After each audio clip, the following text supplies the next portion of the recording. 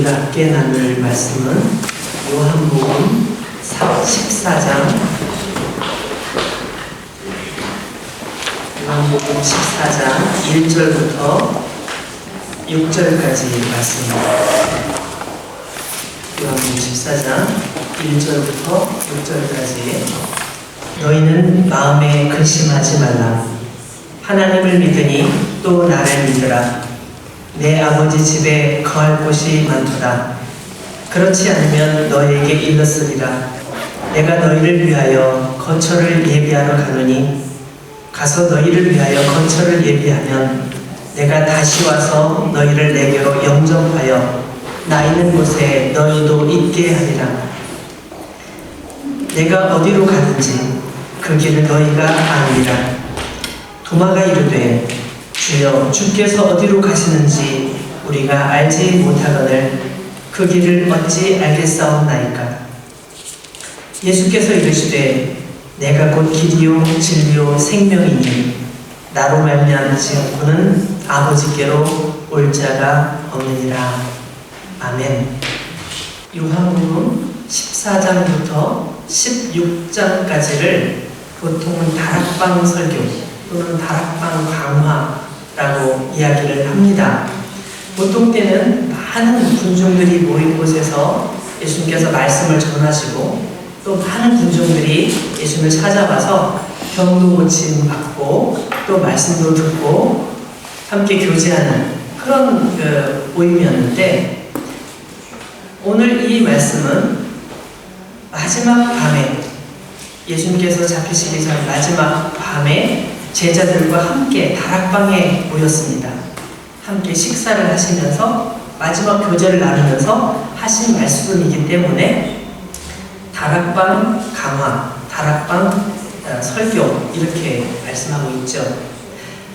예수님께서 이 말씀하시기 전에 어떤 일들이 있었는지 좀 살펴보면, 예수님께서 십자가의 고난을 당하시기 바로 전날, 아직 아무도 바로 전 주일날 아무도 타본 적이 없는 어린 나귀를 예수님께서 타시고 예루살렘 성으로 들어가십니다. 사람들은 너무너무 기뻐하죠. 많은 사람들이 예수님께서 이스라엘의 이제 왕으로 되실 것을 기대하면서 이제 예수님께서 이스라엘을 로마로부터 자유케 하는 그런 왕이 되실 것이다. 이스라엘을 구원하실 것이다.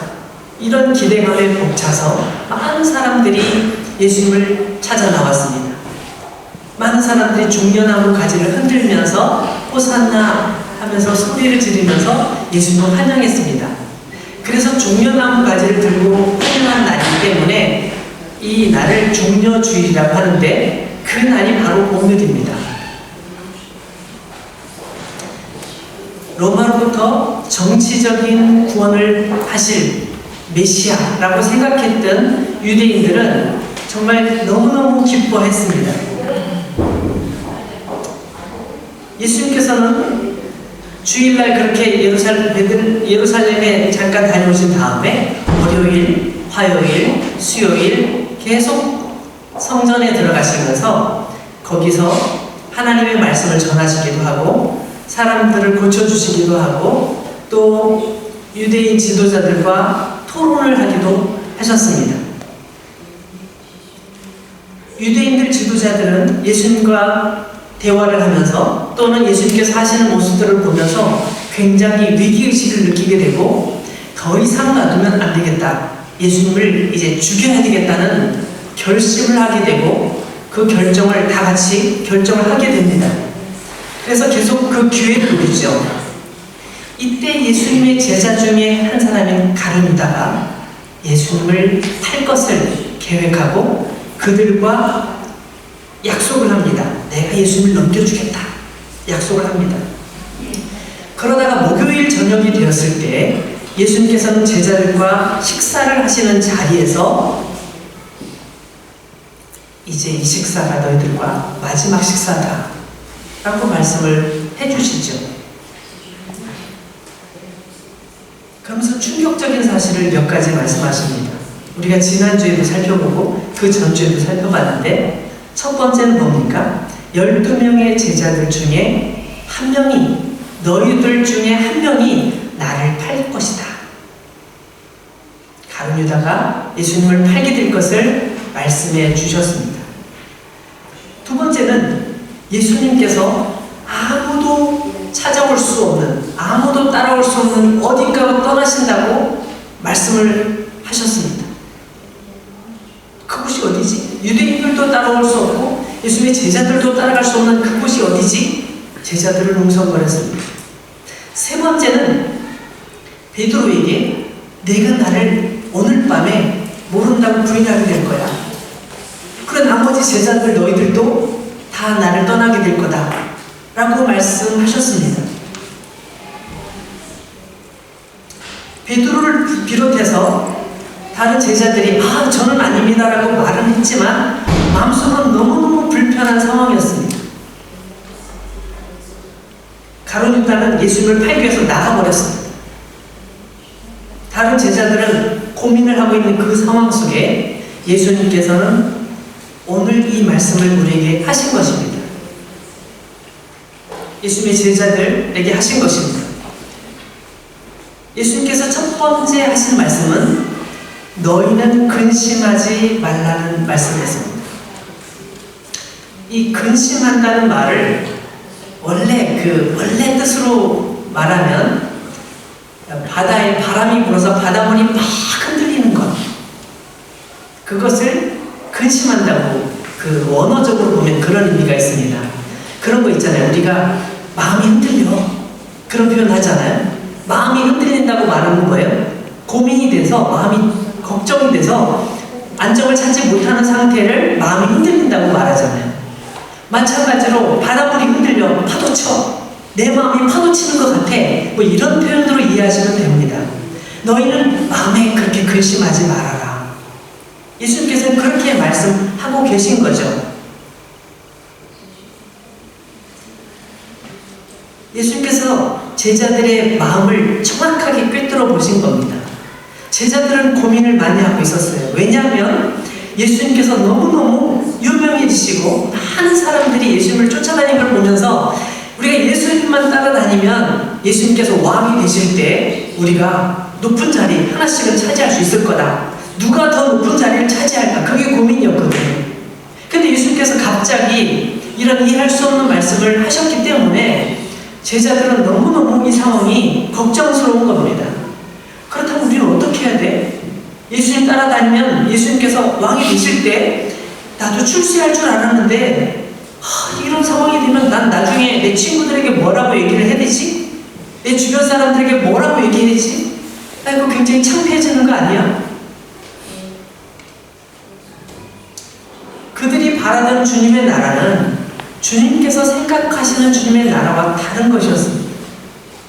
주님께서 말씀하시는 건 그들이 생각한 것과 달랐는데 그들은 자기들 생각대로 주님의 나라는 이런 나라일 거야. 나는 주님의 나라에서 돈을 많이 벌고 높은 자리에 올라가고 사람들에게 인정받고 정말 잘 될 거야. 이렇게 계속 생각했는데 그게 아니니까 근심이 되는 거죠.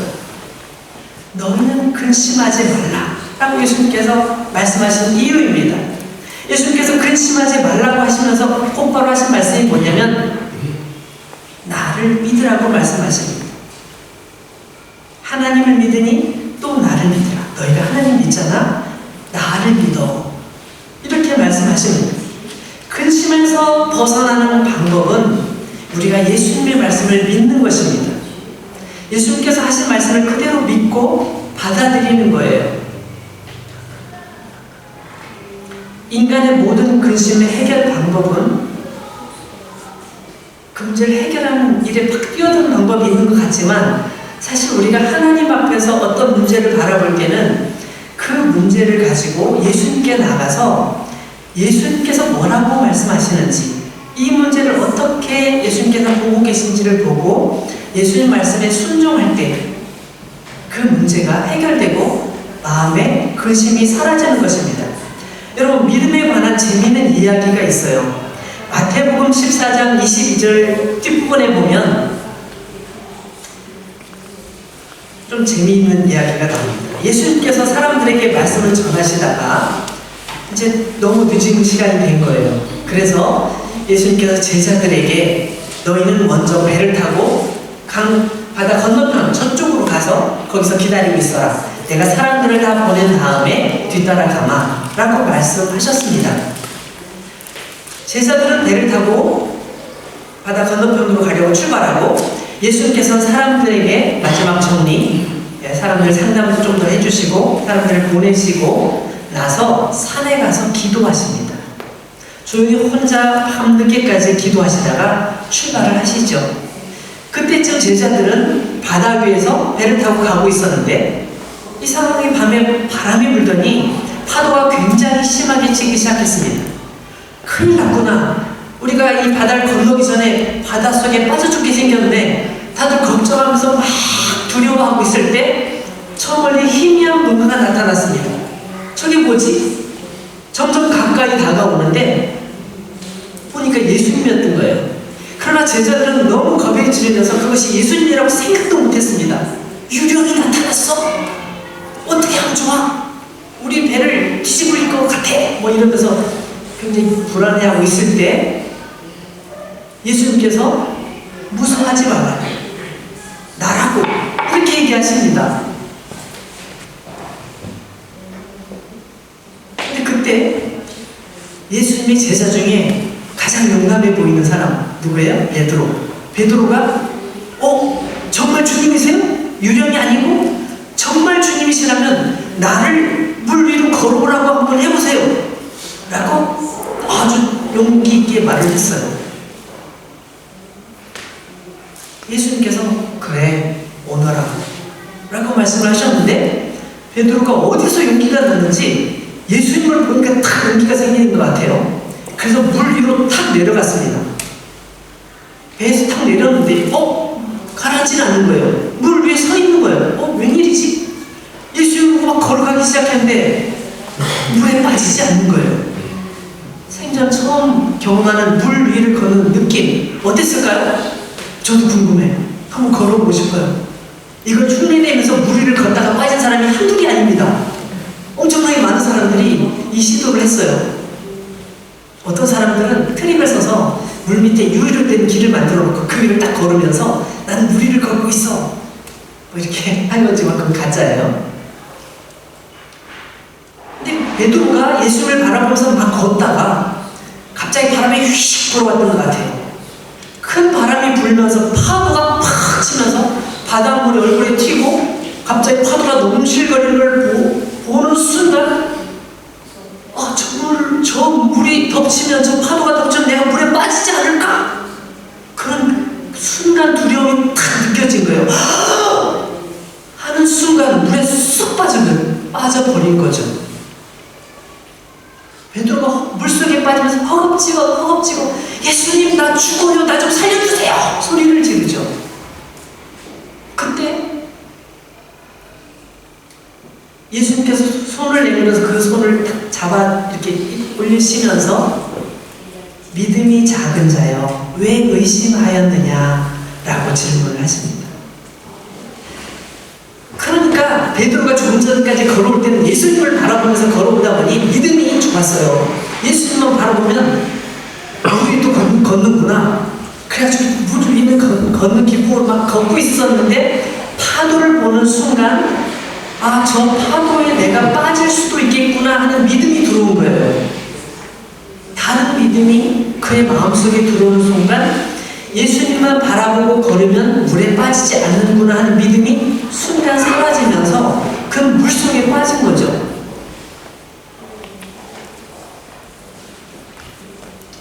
예수님께서 베드로의 손을 잡고 들어 올리셔서 같이 배 위로 올라가셨어요. 근데 그 순간 조금 전까지 큰 파도가 있는 바다가 찬찬해지면서 조용한 지평선이 그려지는 수평선이 그려지는 바다로 바뀐 거예요.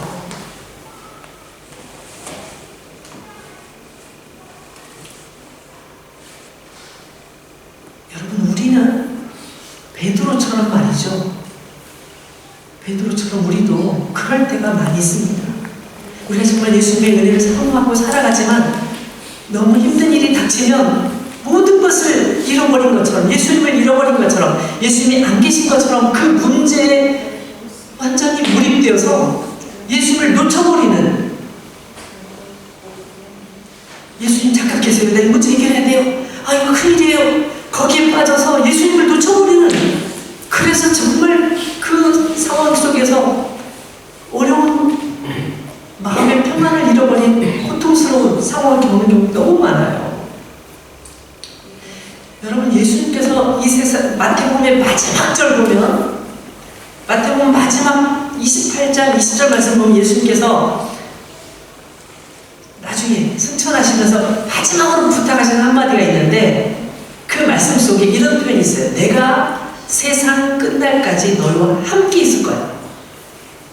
이 세상 끝날 때까지 너희와 함께 있을 거야. 예수님께서 그렇게 약속하셨어요. 그래서 예수님은 멀리 계신 것이 아니라 우리와 함께 계신 거예요. 여러분, 우리가 믿음을 놓칠 때, 그것을 잃어버릴 때 우리가 흔들리고 고민하고 두려워하는 거거든요. 우리는 흔히 믿음을 말할 때, 내가 이해되어지면, 이해되어지니까 믿어. 지적인 동의처럼 생각하는 경우들이 많습니다.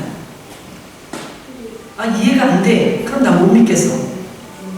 도마도 그랬잖아요. 내가 예수님 부활하셨다고? 내가 예수님의 그 못자국에 손을 한번 넣어봐야 되겠어. 예수님 옆구리 찔리신 것까지 내가 멀리서 봤는데 그 옆구리에 손을 넣어보면서 정말 예수님인지 내가 확인해보고 싶어 라고 도마가 말했잖아요. 우리는 약간 그런 경향이 있어요. 확인해보고 싶은, 확인해보지 않으면 믿지 못하는 경향이 있거든요. 보지 못하고 느끼지 못해도 믿음으로 수용할 수 있는 그 믿음의 영역에 우리가 들어가야 됩니다. 오늘 말씀으로 다시 돌아가서 우리 요한복음 14장 에서 두 번째로 예수님께서 하신 말씀을 살펴보겠습니다. 2절 말씀과 3절 말씀을 제가 볼 텐데 읽어보겠습니다. 내 아버지 집에 거할 곳이 많도다. 그렇지 않으면 너에게 이르으리라. 내가 너희를 위하여 거처를 예비하러 가노니 가서 너희를 위하여 거처를 예비하면 내가 다시 와서 너희를 내게로 영접하여 나 있는 곳에 너희도 있게 하리라. 예수님께서 그러셨어요. 내 아버지 집에는 살 수 있는 곳이 많아. 그곳에 내가 가서 너희들이 살 수 있는 집을 준비할 거야. 준비를 다 마치면 그 다음에 돌아와서 너희들을 다 그곳으로 안내할 거야. 예수님께서 그렇게 말씀하셨어요. 내가 너희를 다 데리고 가서 너희와 영원히 함께 살겠다. 그런 의도거든요. 영원한 하늘의 하나님 아버지의 집으로 예수님을 따르는 모든 제자들, 우리를 포함한 모든 제자들을 다 데리고 가시겠다고 약속하고 계신 거예요. 예수님의 특별한 초대, 특별한 초대예요. 예수님께서는 하나님의 나라를 말씀하신 것이었지만 사실 제자들은 이해할 수 없었어요. 아버지의 집이라고요? 예수님의 아버지의 집? 예수님의 아버지는 목수 아니에요? 어쩌면 예수님의 제자들은 예수님의 땅에 있는 집에 가봤을 수 있어요. 나사렛에 가봤을 수 있어요. 예수님 아버지께서 목수로서 나무를 이렇게 깎고 계신 것을 봤을 수도 있죠. 우리가 가봤는데 예수님의 집은 조그맣던데, 넓은 집이 아니던데 어떻게 우리가 다 그 집에서 살지? 그게 가능할까?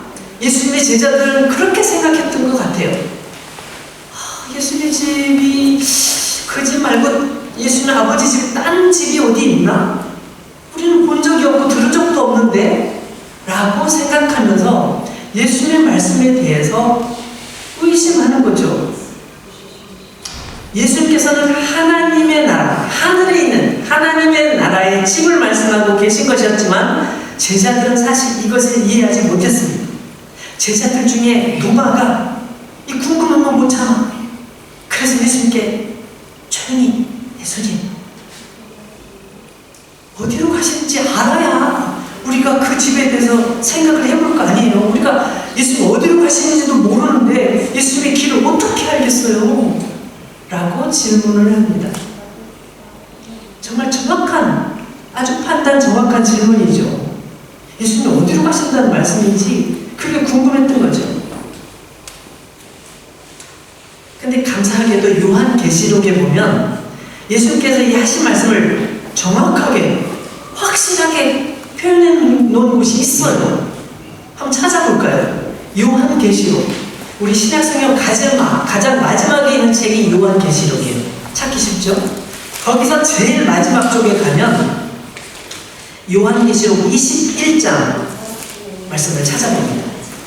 요한계시록 21장 3절, 4절 말씀을 보면 이렇게 나와 있습니다. 내가 들으니 보좌에서 큰 음성이 나서 가로되 보라, 하나님의 장막이 사람들과 함께 있음에 하나님이 저희와 함께 거하시리니 저희는 하나님의 백성이 되고 하나님은 친히 저희와 함께 계셔서 모든 눈물을 그 눈에서 씻기심에 다시 사망이 없고 애통하는 것이나 곡하는 것이나 아픈 것이 다시 있지 아니하리니 처음 것들이 다 지나갔음이로라. 와, 이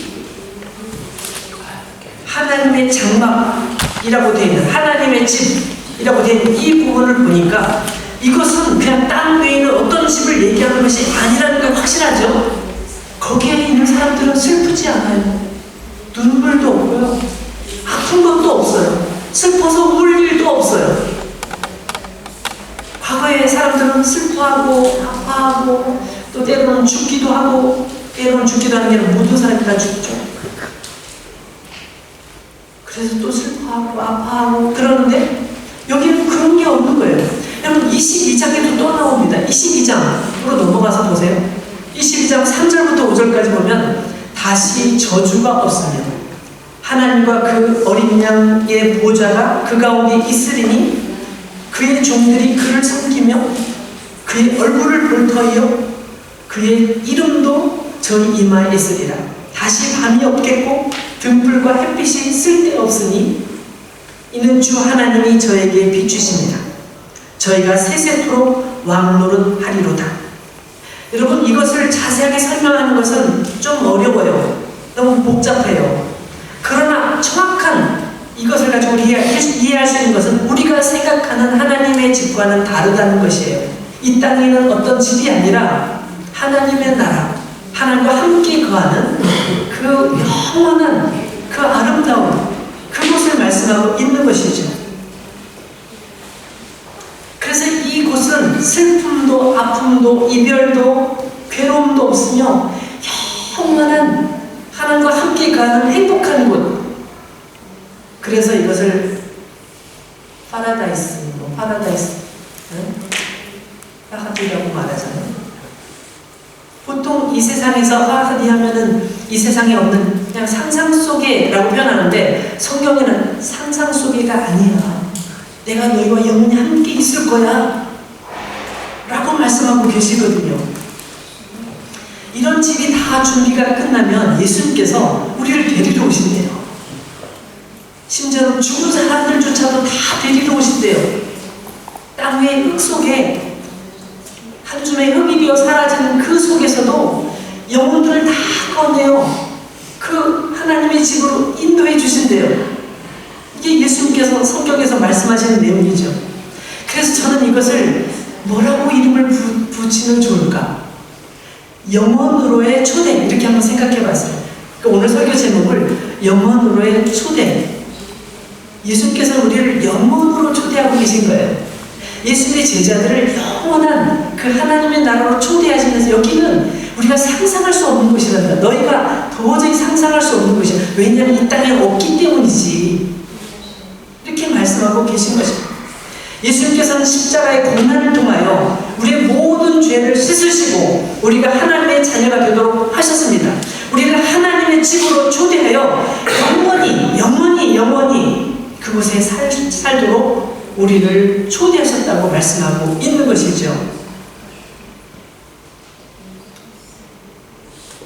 도마의 질문에 대해서 예수님께서는 요한복음 14장 6절에 이렇게 말씀하셨습니다. 오늘 본문으로 다시 돌아가서 14장 6절 보시면 이 말씀은 너무 중요하기 때문에 여러분 외울 수 있으면 외우세요. 여러분 성경책에 밑줄을 그어 놓으시고 이 말씀은 꼭 기억해 주세요. 다른 것 다 잊어버려도 이 말씀은 꼭 기억했으면 좋겠어요. 예수께서 이르시되 내가 곧 길이요 진리요 생명이니 나로 말미암지 않고는 아버지께로 올 자가 없느니라. 다시 예수께서 이르시되 내가 곧 길이요 진리요 생명이니 나로 말미암지 않고는 아버지께로 올 자가 없느니라. 하나님께로 가는 하나님의 집으로 영원한 그곳으로 가는 유일한 방법은 오직 예수님밖에 없대요. 예수님밖에 없대요. 여러분 이게 왜 중요한지 아십니까? 요즘 넷플릭스에서 나는 신이다라는 한국 그 어떤 다큐멘터리 때문에 난리가 났어요. 아시죠? 저는 그 내용을 어느 정도 알기 때문에 안 봤어요. 그 더럽고 추한 내용을 보고 싶지 않아. 안 봤어요. 근데 요약하면 그거예요. 어떤 아주 이상한 교주가 사람들에게 이상한 원리로 가르쳐서 다 자기 아주 나쁜 행동에 사람들을 이용해 먹는 거예요. 자기가 신이래. 자기가 구세주래. 자기가 하나님이래요. 근데 여러분 이런 사람들이 한둘이 아닙니다. 요즘 너무너무 많아요. 근데 그보다 더 심각한 건 뭔지 아세요? 별의별 사이비 집단이 많은데 심지어는 이런 것도 있어요. 우리 이 세상에 많은 종교들이 있는데 결국 추구하는 게 비슷하잖아요. 그러니까 다 합칩시다. 이슬람교도 합치고 기독교도 합치고 불교도 합치고 유대교도 합치고 다 합쳐서 우리 세상을 평화롭게 만들어 봅시다. 이 세상에 참된 진리 그런 데 얘기하지 말고 우리가 다 하나가 되어 봅시다. 그럼 세상이 얼마나 아름다운 세상이 되겠어요? 이런 운동이 펼쳐지고 있습니다. 그래요. 카톨릭도 개신교도 불교도 여러 종교들이 다 거기에 이렇게 모이는 그 사람들이 있어요. 근데 예수님께서 말씀하셨잖아요. 내가 곧 길이요 진리요 생명이니 나로 말미암지 않고는 아버지께로 올 자가 없다고 말씀하셨는데 그런 말은 빼고 그런 말은 기억하지 맙시다. 서로 종교마다 다 상대성이 있잖아요. 다 좋은 의도로 가는 게 있잖아요. 결국 언젠가는 같이 만나겠지요. 그러니까 그런 얘기는 하지 말고 우리 평화롭게 만나서 얘기합시다. 이렇게 얘기를 하면서 그런 걸 다 덮어두겠대요. 심지어는 기독교 안에서도 그런 운동이 벌어지고 있어요. 기독교 안에서는 다 기독교라고 말하면서 기독교는 기독교지만 이렇게 말하면서 이 말씀을 부정하는 그런 모습으로 가는 그런 교회들이 이 세상에 많이 있어요. 그런 사람들에게 예수님의 이 말씀을 들려줘야 됩니다. 예수님께서 뭐라고 말씀하신지 아십니까? 나로 말미암지 않고는 나를 통하지 않고는 하나님께로 갈 수 있는 길이 없어 라고 예수님께서 말씀하셨던 이 말씀을 우리는 전해줘야 됩니다. 여러분 예수님만이 유일한 길이에요. 예수님만이 유일한 진리예요. 예수님만이 유일한 생명입니다. 예수님을 통하지 않고는 하나님께로 갈 수 없다고 예수님께서 말씀하셨어요. 제 얘기가 아니에요. 예수님께서 말씀하셨어요. 우리 사도행전 4장 12절 말씀을 볼까요? 사도행전에 보면 요한복음 바로 다음에 사도행전이 나오죠. 사도행전 4장 12절에 보면 예수님의 복음을 전하는 베드로가 사람들에게 외치는 내용이 나와요. 사도행전 4장 12절에 이렇게 베드로도 말했어요. 다른 이로서는 구원을 받을 수 없나니 천하 사람 중에 구원을 받을 만한 다른 이름을 우리에게 주시기 없습니다 하였더라. 베드로는 복음을 전할 때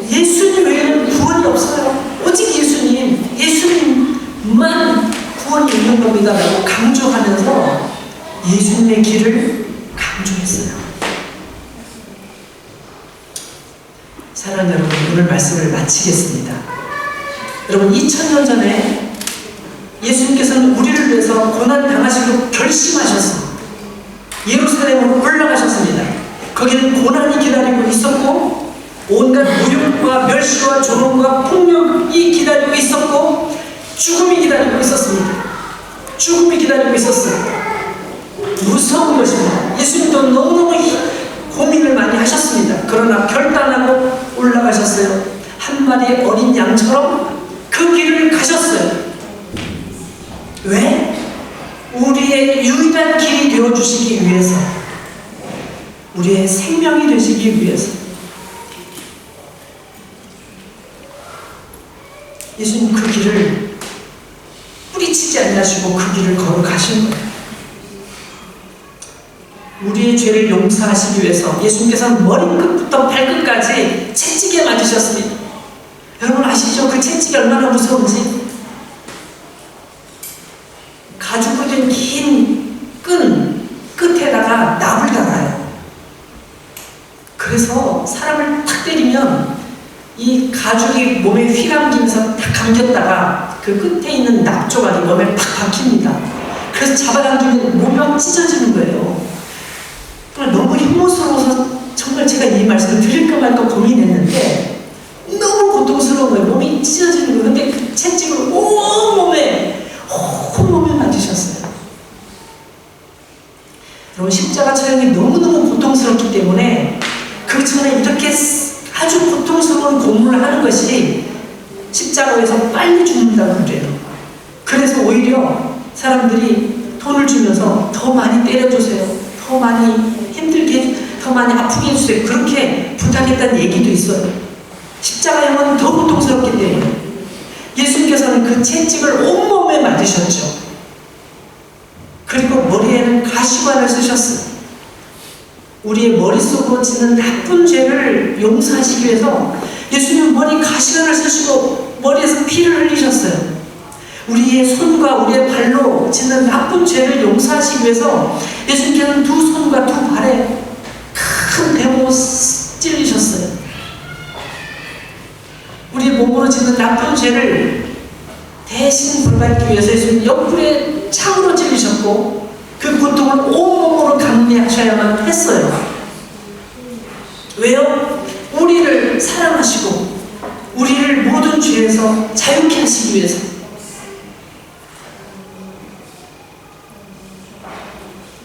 사랑하는 여러분, 이번 주간은 주님의 고난당하심을 기억하는 주간입니다. 그래서 우리가 고난주간이라고 말합니다. 그래서 적어도 이번 한 주 동안만큼은 주님께서 어떤 고난을 당하셨는지, 우리를 얼마나 사랑하셨는지 그 한 주 동안 묵상했으면 좋겠어요. 어떤 분들은 이렇게 금식까지 하면서 하루에 한 끼나 두 끼나 세 끼 금식하면서 그날을 기억하고 기념하는, 기도하는 분들도 계시더라고요. 우리가 그렇게는 못해도 주님 말씀을 묵상하면서 우리를 위해 어떤 일을 하셨는지 한 주간 동안 살펴보면서 우리를 영원으로 초대하신 그분의 마음을 느꼈으면 좋겠어요. 저와 여러분들이 그 은혜 가운데 살았으면 좋겠어요. 주님의 고난을 묵상하며 한 주간을 보내는 복된 우리 모두가 되기를 주님으로 축원합니다. 같이 기도하겠습니다.